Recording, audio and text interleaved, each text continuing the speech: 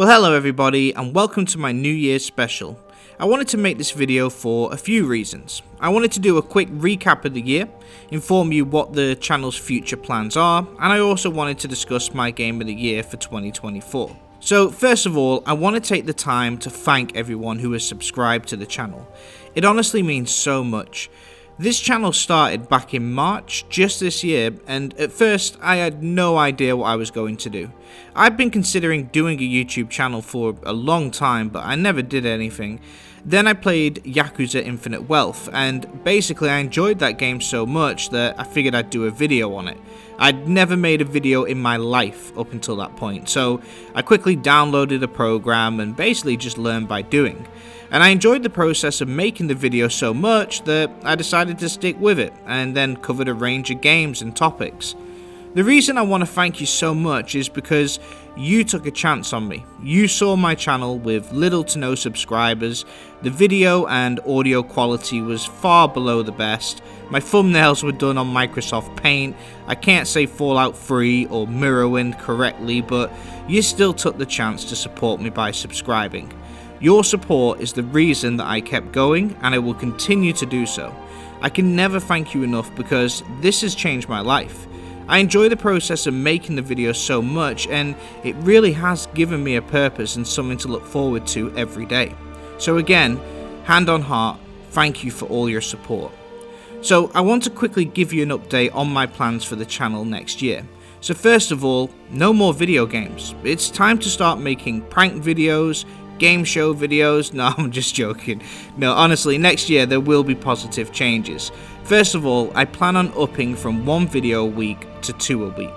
One dropping on either a Wednesday or a Thursday night, and then the other on a Sunday. I feel I can do that without dropping in quality or oversaturating people's feed.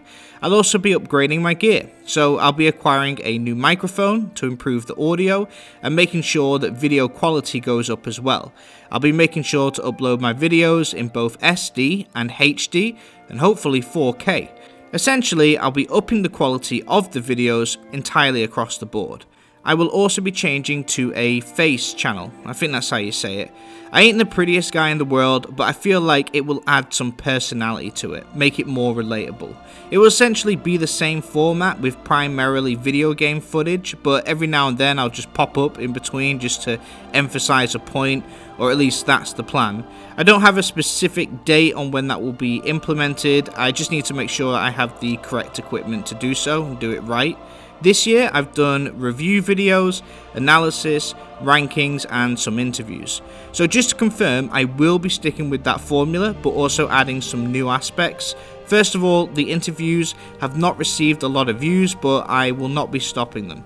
I've had some people say that they enjoy them, and that's all that matters. I greatly enjoy the interviews as well, and I have a few guests lined up, so keep an eye out. I'll also be introducing some news videos in the future, which will just mean a playlist for a video that's based on something new in the video game industry, so breaking news, updates, things like that, basically just to separate the news and the analysis a little bit. I'll also be adding a new section called Indie Game Spotlight, which is where every now and then I'll be doing a review on a hidden gem. A game made by an indie studio or fans, and that includes huge mods like Skyblivion and Fallout London. I really think these games deserve the attention and acclaim, and I want to make a whole playlist dedicated just to that. So analysis, reviews, interviews, rankings, Indie Game Spotlight and news. The content will be split into different playlists just to make it easier to decipher and filter, better quality videos in both visual and audio, as well as adding a face to the name and upping to 2 videos a week minimum. I think that's pretty much all the changes. I do hope one day to open a Patreon for the channel, but I haven't really considered what to do for that. Something I need to think about because I would want to provide value for everyone, not just set up a page with nothing there, if that makes sense. Oh, and just a heads up, February next year is going to be a heavy Kingdom Come Deliverance month. But I also need to ask anyone watching this video to please share feedback as well. If you have any ideas on what you want to see, let me know. I've messaged most people in the comments of the videos and I really love the conversations that we've had. I guess what I'm trying to say is thank you so much for giving me the support and the confidence in order to be able to continue to do this. I'm having a blast, and I hope to repay your faith next year by making even better content. Again, thank you. So I just want to give you my game of the year. So if it was just what game I'd played this year, I would actually give it to Xenoblade Chronicles 3. Honestly, if you haven't played that game but you're able to, you have to try it. That game brought me to tears so many times. It's so good. But if it was from this year's releases, let me give you my top 6. So it's sort of like the 6 that were chosen for the Game of Year awards, but I'm going to switch some out. First of all, Elden Ring Erdtree is a DLC, so it wouldn't count as my Game of the Year as it wouldn't qualify. That's a debate for another time, but I don't think DLC should be counted or allowed to go for Game of the Year. It's a DLC, and that takes much less work than a game from scratch. It's already been made, it's an add-on. And that same game actually won Game of the Year already. So anyway, taking that one spot is Silent Hill 2. Horror games are not my favourite games ever, but Silent Hill 2 was really enjoyable. I loved the story, the writing, the graphics, just top notch. And then I'm going to replace Balatro with Yakuza Infinite Wealth. No offence to that game, I just haven't played it. So quick score out of 10 for each of them from me. So Astrobot, it was a fun little platformer, and I remember playing this game on the VR, or like Astrobot for the VR. It was an unbelievable experience and the best VR game I've ever played. The newest edition is just as good, just not in VR, but overall the game is so cute, it has so many charms, it's so unique. Honestly, it does exactly what it needs to do, and as a platformer, it's a solid 9 out of 10 in my eyes. Black Myth Wukong, so this game really caught me by surprise. I know a lot of people were talking about it, but I honestly didn't expect it to be as good as it was. It's an amazing game, and it is a Souls-like game, no matter what anybody says.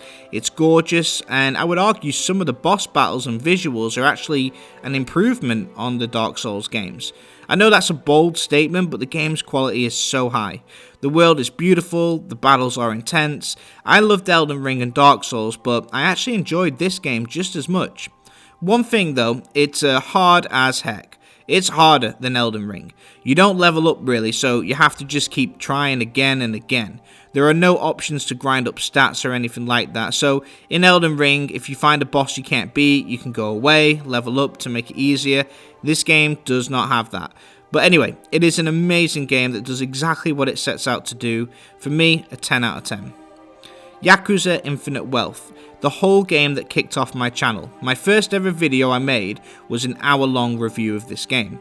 And it wasn't a review. It wasn't objective at all. It was literally just me expressing my love for this game for 1 hour. It was such a fantastic game, and I loved its open world and characters. The story and its characters leave an impression on you, and the turn-based combat and leveling up, it all works really well. But the best part about this game is its open world. It's split into 2 major areas, Ijincho District of Yokohama and the Honolulu City in Hawaii. The amount of content in this game is staggering. It has so many minigames, and 2 of them are as good as full-size games. So it's basically, you got 1 huge game, 2 full-size games, and a bunch of other games within 1 game. It has bloody Animal Crossing in it, for God's sake. For me, I love the Yakuza series, and I love this game so much that it made me make my first video, and thus, AvGaming was born. So for me, it did exactly what it set out to do, and did it to perfection. And a 10 out of 10 for this one as well. Final Fantasy Rebirth. I played this game and I had huge expectations, and to be honest, I haven't finished playing it yet, but it was a really enjoyable game.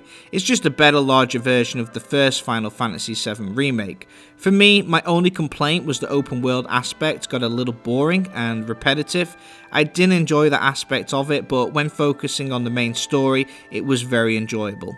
It was a globe-trotting adventure as you travel from place to place, and you really feel like you're on a vacation with your pals, getting attacked by enemies every couple of minutes. So for me, that was an 8 out of 10.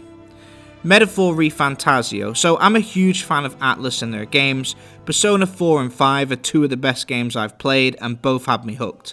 I think between those 2, I've probably chipped in over 200 hours. Both were so good, and of course I'm a huge fan of their games. Metaphor is their take on a different angle.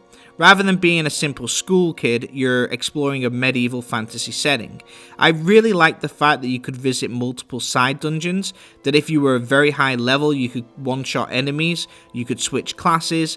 Basically, Atlus have listened to their fans and made the changes to improve their formula. That's a studio that ain't slowing down, and they're destined to keep dropping banger after banger. Another 9 out of 10 from me. And finally, Silent Hill 2. Now, I did a whole video review on this, but it completely shocked me. At first, I didn't even want to play it, as I'm still mentally scarred from playing Silent Hill 2 as a child on the PlayStation 2, but I persisted. First of all, this game is horrific. You have to constantly push yourself to get through it. The game is both beautiful and terrifying. The combat is really fair and responsive, but the atmosphere and the story is what shocked me the most. The concept of the actual story is so well written, like next level. It's not about there actually being monsters or scary buildings, it's about mental trauma and dealing with loss, accepting oneself. But essentially, besides Resident Evil 4, this is now my favourite horror game that I've ever played. For me as a horror game, it's a 10. It could not have been executed any better. Possibly the greatest remake ever made. Anyway, those are the 6 that I've gone for, and the winner for me is Yakuza Infinite Wealth. If we're talking just about overall scoring, I would probably give it to Black Myth Wukong. If you enjoy horror games, I'll give it to Silent Hill 2. Those 2 games impressed me the most, but I have to give it to Yakuza Infinite Wealth. I love this game so much, and it was my first Yakuza game that got me into the series. But more importantly, it inspired me to make my first YouTube video and led to the channel being what it is today. If you watch that video, I say, if I get 1 subscriber, I'll be happy. And today we're nearly at 10,000. That to me is unbelievable, and for me, I owe Yakuza Infinite Wealth for giving me the push to make my first video. It was the game that finally made me make the step that I put off for so many years. And for that reason, Yakuza Infinite Wealth wins my personal game of the year. But the bottom line is, out of the 6 games I've just listed, guys, they're all smash hits. We had a great year as far as gaming goes, and long may it continue. 2025 brings Kingdom Come Deliverance 2, GTA 6, and many other big titles. I, for one, cannot wait.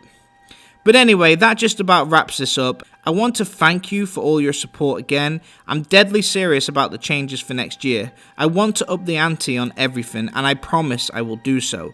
But just on that note, I want again to ask you guys what you would like to see next year. Are there any particular topics or games? Do you like the interviews or the concept of the indie game spotlight? And do you like Atlus games like Persona? Or do you like the Yakuza series? I haven't done any videos on them, so maybe I need to do some if that's what people want to see. Anyway, let me know. I want to wish everyone here a happy new year. I'm not sure what your plans are for New Year's Eve, but I hope you have an enjoyable and safe evening. I hope 2024 was a good year for you, and I hope 2025 brings even more joy and good luck. I'm Av Gaming, where we do video game analysis, identifying what makes great games great and what could make good games great as well. Signing out for 2024, see you all in 25, Happy New Year, Av out.